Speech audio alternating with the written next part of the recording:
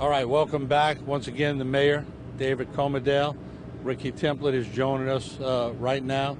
He's also has all the government on his back right now in the beautiful town of Grand Isle. Ricky, we'll go to you because I understand there's a large water line too that has some problems. Can you tell us what's going on? Well, you know, currently we're still trying to locate all the breaches from the water line. You know, we have a water line from Lafitte in Jefferson Parish that runs about 32 miles all the way here to the island to supply water to the residents. Naturally, that line was breached in multiple areas during the storm. So as we energize it, we find more leaks, and that's been one of the problems. Part of the line actually is floating and disconnected, and we're trying to figure out how to reconnect that line permanently to provide safety and drinking water for the island. Let me ask you, Mayor, because when we had that shot, and all we could figure is that roof over there flew in front of the camera before the eye wall got here. Everybody was calling us on camera saying, well, it looks like the eye wall's over Grand Isle. I said, that's just one of the last 2 feeder bands that's over Grand Isle. How strong were the winds here? Well, you know, some of the gusts that we expected, we heard Joey Buzigaard, the mayor, said it on one of the boats, Port Fouchon, was a 195. And the guys that stayed here, they said it probably matched the same thing, between 185 to 195. And we had so many hours of that, and that's what you see as you're going toward Port Fouchon, was at the corner of the eye. And the eye never passed over here at all. Right. So in the meantime, we was at the worst side of the storm. Yeah, y'all stayed in the eastern eye wall. Terrebonne was in the western side. Right. And I remember doing reports in Terrebonne, and I said I'd hate to see what the eastern side looks like. Exactly. And we're getting a pretty good look at it. Exactly. You and I had talked about it, you know. And I was in the hospital with Galliano with window cure on. They pulled the roof off when we was there, and them nurses were running all over the place. But in the meantime, the hours, if you notice, 8 o'clock that night, as you say with the stick, at 8 o'clock that night, the mayor from Bay St. Louis, the mayor from Biloxi and Gulfport was in touch with me. And I said, guys, 20 miles make a difference. So hang on to your hat. If it goes a little more to the east, it's a little bit easier for us, but don't put your hat down now. Right. And we constantly talk to each other. You know? Yeah. And let me say this, we also showed in Lake Cotahuachi, we registered, and I have a picture of it, of winds of 192 miles an hour. So that's a little bit inland compared to what's happening here. I mean, that is serious winds. Yeah, let me say this, because I told Gordy when he was on the desk, when that storm got over Terrebonne and Lafourche, it really split the parishes. When it got right over land, it was intensifying and not coming down. Like Gustav was coming down when it hit. Right. This storm was ramping up.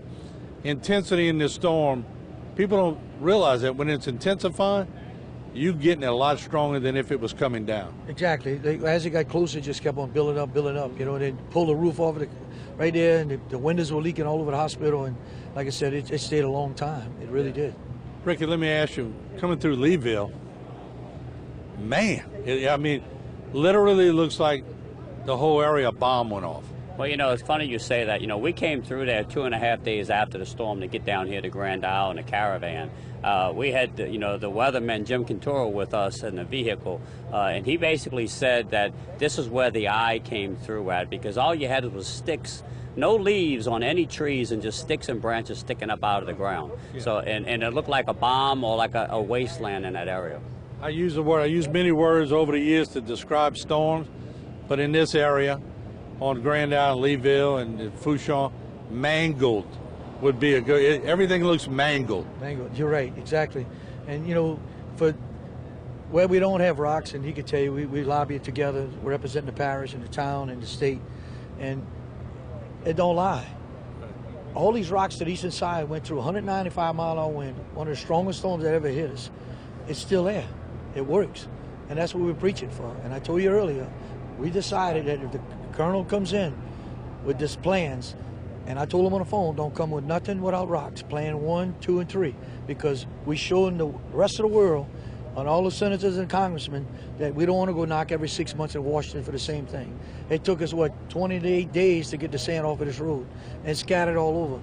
Now we're killing ourselves to put the sand back for during storm season today. Still not over with.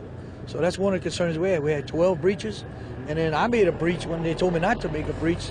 so I'll get that water out of where the water's between the levee, And I had to fight to get that done, and I said, you arrest me, do what you got to do. I'm cutting a hole to show you that I got to take care of this because it's not over with the hurricane season. That's our main concern right now. We're still not out of the weather. And a comment on the rock situation, the mayor's absolutely right. Look, we've showed the Corps of Engineers over and over again that rocks work. The rock jetties help build sand, protect the island, and in a storm, we see it with our own eyes that it made a big difference. But the problem with it is common sense and government apparently doesn't work together. We've shown them over and over again. You see it right before your eyes. We don't need any more studies. We need action now.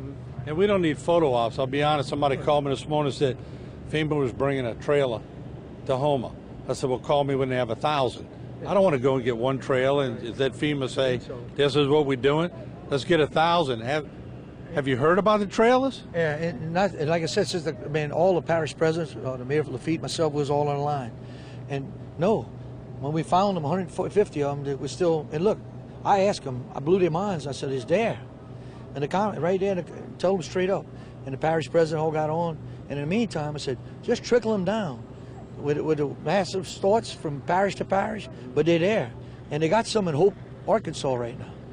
Why the FEMA director up there on the conference call, and even the head man, head woman at the same time didn't know nothing about it? We're still not hearing nothing about it. So what you heard, if there's a trailer, thank God there's something coming out, but it's a shame. It shouldn't have to I want to see it to believe it. So let's take another break. We'll come right back with the mayor and the councilman here in Grand Isle.